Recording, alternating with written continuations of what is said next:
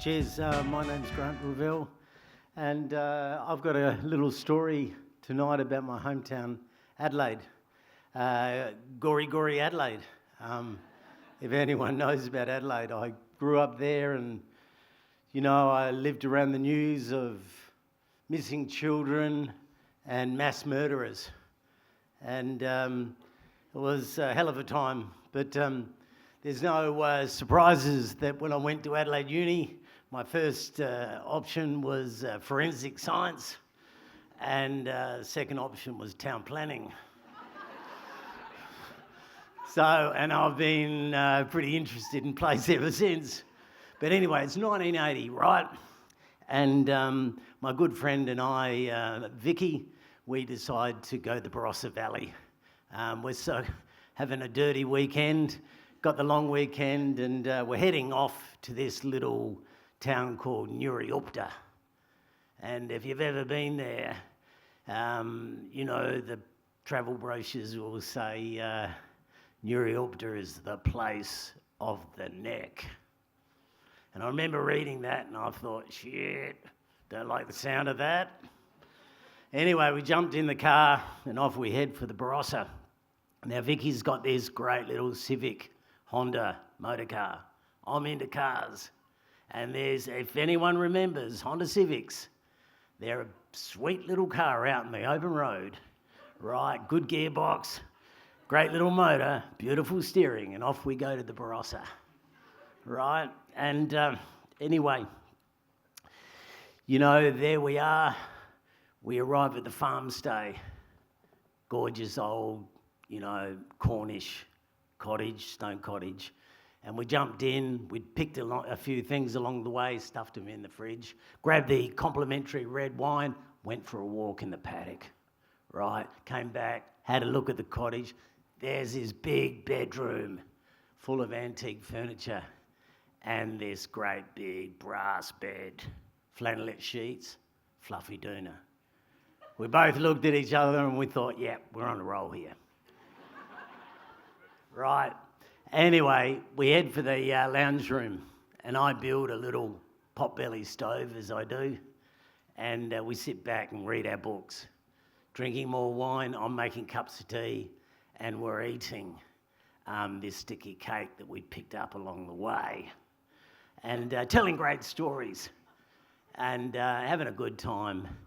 And there in front of me on the coffee table is the ubiquitous plastic folder, and it's got the farm stay rules in it and all the brochures stuck in the back. And so I open it up and lo and behold, there in front of me is an advertisement for Maggie Beer's Pheasant Farm, her first restaurant, right? Spooky. Spooky. Anyway, Vicky says, I heard about this Maggie Beer. We should give it a go. Anyway, we thought it was kind of novel that her and her husband were, farming, killing pheasants and turning them into gold plate, award-winning dishes. So we scrubbed up, got ready for the meal and the drive, jumped in the Civic. Now, the Civic just took off. I'm driving and it's sticking to the road like shit to a blanket, right? We arrive at the restaurant, pull up, we're in there. We're ignoring the right-hand side of the menu. This was going to be a great night. Now, the pheasant was to die for. If anyone's been to Maggie Beer's restaurants, juicy, lean, not so gamey, right? We enjoyed it, telling stories, and then comes the sticky date pudding and the sticky tawny ports, right? It's all happening. The night went on and we lost time, and I remember looking around the restaurant and there's no one there. I thought, what's going on? And everyone had left. Looked up, saw the clock, it's just after 1 a.m. Thought, shit, how'd that happen? Time had just gone like that. Looked up, Maggie Beer's coming out of the kitchen, dishevelled, hard night in front of the stove. She sees us and she says, hey, how was the meal? Sits down, orders more juicy Barossa Reds on the house, and we're sitting back. She wants us to come back the next day for lunch, and we thought it was tempting. But anyway, I'm saying we've got to get out of here, right? And paid the exorbitant bill and say goodbye to Maggie. And there's the staff, you know, lounged out in front of their own fire, drinking dark beers. We go out in the car park and it's pitch black. A Barossa night, right, in winter. No moon, no stars, no light in the car park. We could barely see the little Honda Civic in the corner. Right, walk across the gravel car park. I'm looking for the keys. I'm finding the door, undoing it, find the ignition, and off we go. Back to the farm stay. Now, Vicky is a great navigator. We come to the intersection of the town, she turns right and off we go. We're tearing down the road. Now, the Honda Civic is kind of sensing that it's going home, so it's getting away from me, right? And I'm backing it off a bit. The light's a shithouse, if you ever know a Honda Civic, right? Come around the corner, and then it happened. I looked at Vicky. She looked at me. We just gasped at the same time. And there it was, in front of us. A head. A human head. And I could just see the car lights reflecting off the eyes, sitting in the grass just by the bitumen. I look at Vicky. She's scared shitless, knees trembling. I'm not doing much better. I almost forgot about driving. Put it in neutral, put my foot on the brakes. And I said, look, I've got to show some guts here. I said to Vicky, I said, look, I got it. Put on the handbrake, kept the car going, opened the door, and I walked out into this lonely bitumen road, late at night, pitch black, right? Scared shitless, looking for a head.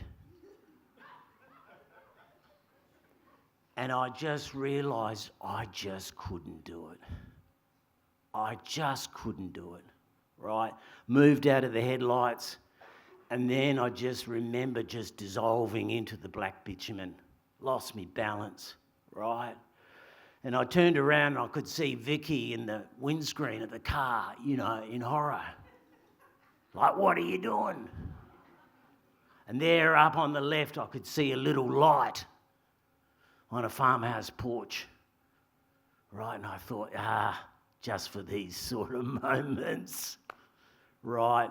So I got back to the car, decided to turn around, and off we headed to the farmhouse. Returned with this angry farmer, crazy dog on the chain.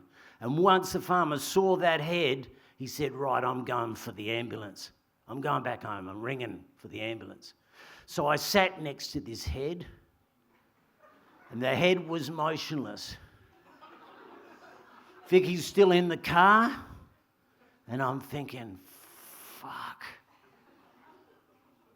Right, and then I noticed all these bones out of its body and red patches just growing bigger and bigger. And as I turned over to the valley, I could see this little red light, and it was glowing. And then it got brighter and brighter, and it was the ambulance. And I was so relieved. And as it came closer, this strobe-like red light in the Barossa Valley, bouncing off the valleys and the big trees. And it arrived right next to me. And as the morphine was pumped into this head, the body began to cry. And the head turned to me and said, "Thanks." And then as more morphine was applied, he found more energy to explain the story.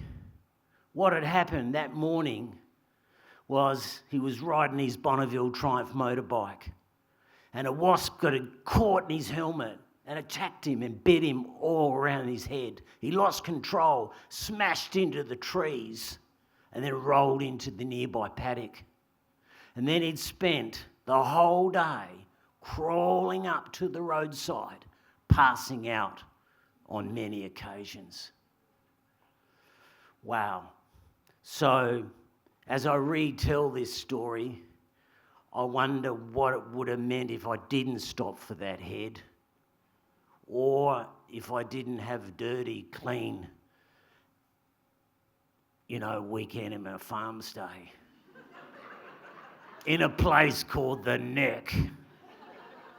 So if anyone says to you, "What's that on the road ahead?" then stick your own neck out. For a brave, courageous, caring life is worth living.